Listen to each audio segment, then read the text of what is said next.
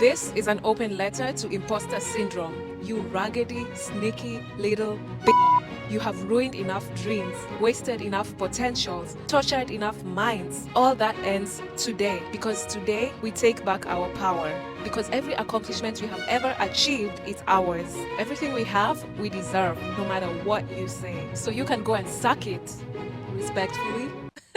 Listen, today we're talking about imposter syndrome. Imposter syndrome is like this uninvited friend that shows up to every party. And it's a party where you're getting celebrated for something that you've done. And this friend is telling you, I don't understand why all these people are celebrating you. Actually, you're not even that good. Actually, you're a scammer. Actually, you're lying to all these people. And this friend shows up everywhere. It can be at work when you get a promotion, or when you get a life-changing opportunity, or when you get recognized for something, or even in your relationships. When you have a really good person in your corner and you're like, when will I mess this up? When will they see me for who I really am? When will they realize I'm not this person that I'm pretending to be?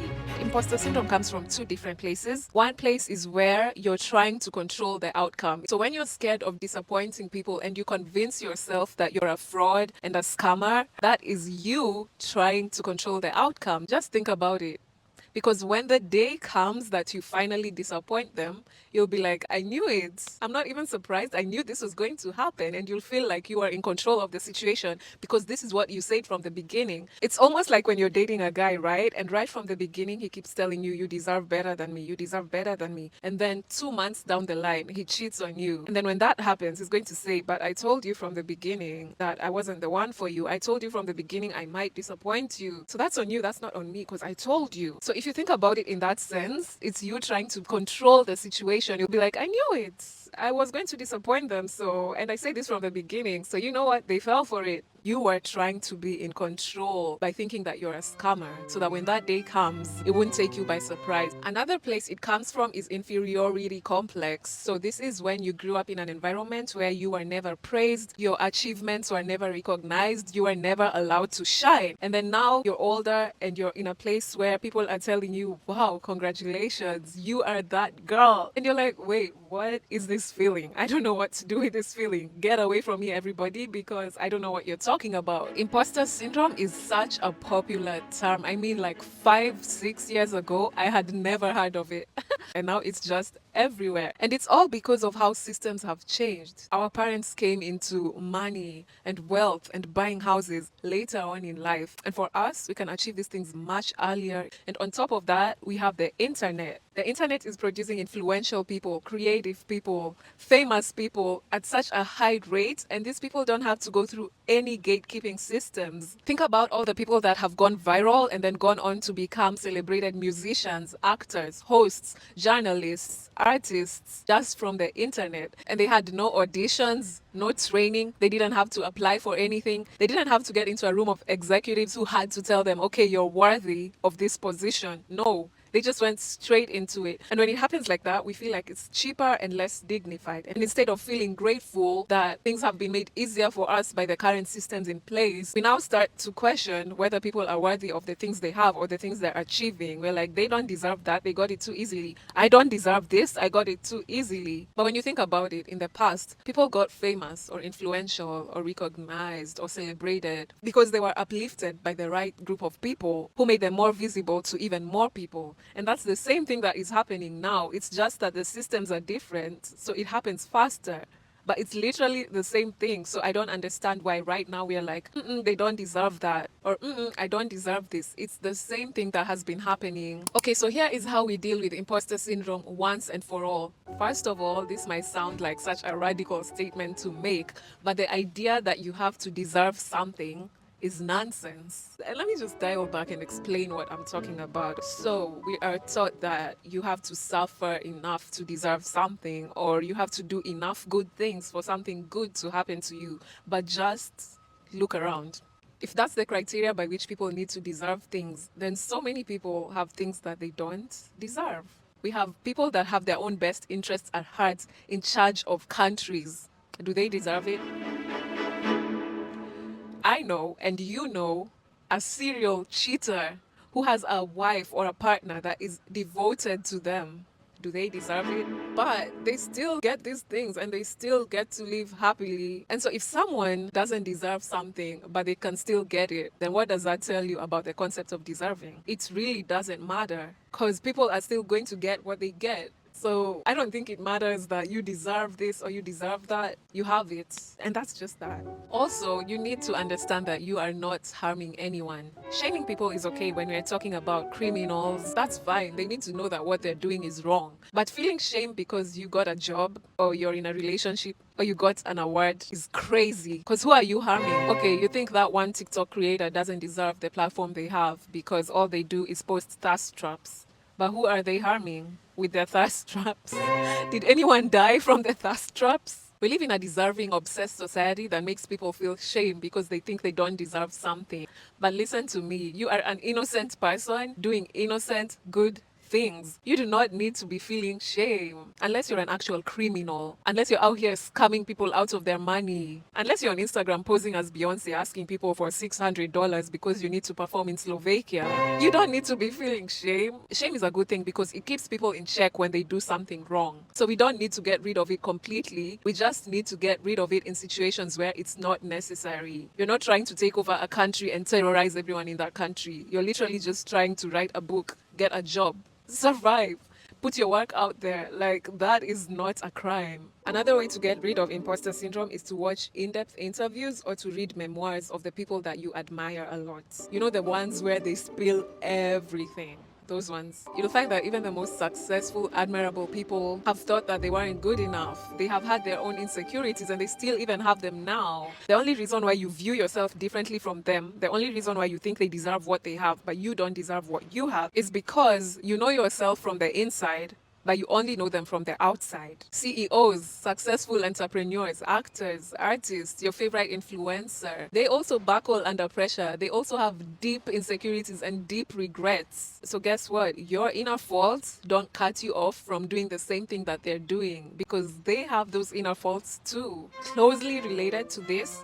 is to look at the earliest works of the people that you admire. You feel insecure because you are comparing your day 1 to someone else's day 300. And something that I've been doing for the longest is that when I have someone I admire on the internet that has their work out on the internet, I scroll down to their earliest posts if they're still brave enough to have them up. And the earliest work is not great. And it makes you realize that you have to start from somewhere. And it makes you realize that actually you and that person you admire have much more in common than you thought. Another point about the people you admire, they still have haters. They still have people out there calling them frauds. There is not one person on this earth who has accomplished enough or who has proven enough for them to escape any form of scrutiny. And recognizing this is important because it just shows you that the game of being good enough cannot be won. Personally, I gave up when I saw people questioning why Beyonce is hyped as much as she is. Beyonce, who to me is the standard of excellence. Do you see how she performs? You might not like her as a person, you might not vibe with her, but do you see the way that she does her work? And there's people still like, I don't get the Beyonce hype. The game cannot be won. The game of proving I'm good enough for this, it cannot be won. And when you realize that it can't be won, you stop playing it. Because you know you can't win. You stop trying to prove to yourself and others that you deserve something, and you just enjoy the fact that you have it. Another piece of advice that has helped me a lot in my career is that thing that you think you aren't, that thing that you think you don't deserve, that title that you feel you're not worthy of. Practice saying it out loud. Yes, even if your voice is shaking and even if your inner thoughts tell you that you're lying, say it out loud. I am an engineer. I am a writer. I am a doctor. I am an actor. I am a musician. I am an artist. I am a lawyer. Say it. And this is like an affirmation. And when you start to say it, the world around you responds accordingly. Because you told someone that you're a writer, guess what? They're going to have access to opportunities that you might not have access to. And they'll call you in for them. And they'll be like, okay, I have some work here for you because remember, you told me you're a writer. Another thing you need to do, and I need you to come close for this one, come close. check your judgment of others. And I know this one is hard because gossiping is fun, hating on people is fun, but guess what? The judgment muscle is one. So the way that you use it on other people is the same way that you'll use it on yourself. Have you guys heard of this phenomenon where the things that annoy us the most in other people are the things that annoy us the most about ourselves? So yeah, the things that you judge people for will most definitely be the things that you judge in yourself. So when you're saying that person doesn't deserve that, and I don't understand why they have that platform, I don't understand why they got that job, that's the same way you'll be talking to yourself when you get those things. And I'll tell you a short story. I had this one friend who would body shame me literally every single day. She would spare 5 minutes to talk about my body, and I just did not get it until I got close to her. And I realized the way that she treats her body, the way that she hates her body. Now, everything makes sense to me. I'm like, she was treating me like that because that's the same way that she was treating herself. And that's what happens when you judge others, you judge yourself. And on the contrary, if you let others just have what they have, when it comes to you having your things and you achieving your things, you let yourself have it. You'll be like, yes, this is mine, and no one can take it away from me. So yeah, watch the way that you speak about others and their achievements, because that's the same way you're going to speak about your own. Lastly, and this one might seem like nothing because everyone says it, but make a music playlist that makes you feel like a winner, that makes you feel like I earned this, makes you feel like I'm that girl. Because there's this one sad song, it's called To Build a Home. When that song catches me, it doesn't matter what mood I'm in. I could be the happiest I've ever been, but when that song comes on, I'll just start sobbing uncontrollably. And that's just how it works with music. Like, people don't talk enough about the power of music to shift your mindset. So one thing I've been doing is having a playlist for different moods that I want to feel. Like, I even have a crying playlist. When the tears are just not coming, I'll put on that music and start crying. So for imposter syndrome, I would say two artists where it feels like all their songs are basically I'm that girl, you can't take this from me, I earned it, is Ira Star and Megan Thee Stallion. Ira Star has Stability, Rush, Commas, and one Megan song that gives me that vibe recently is I Get Money, I'm a star, star, star. Star. Like, honestly, imposter syndrome gone because I'm a star. Another person is Kanye. Literally, his whole brand is I'm better than everyone. And sometimes you need to feel like that for the imposter syndrome to go away. If that's what it takes for you not to feel imposter syndrome, that's fine. If you think you're better than me, it's okay. You have it. And one of my personal faves for this, a song that just makes me feel like this is my moment.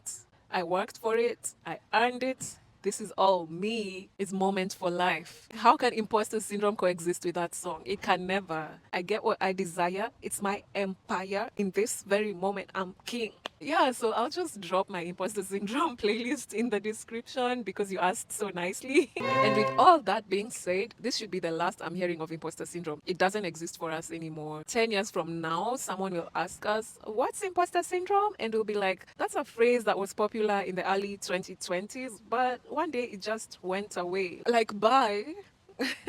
And that brings us to the end of today's discussion. Don't forget to like, comment, subscribe. Let's say bye to imposter syndrome together. Also follow me on Instagram, TikTok, and even Pinterest for more self-help content with a dash of humor, because that's how we do it over here. Okay, bye!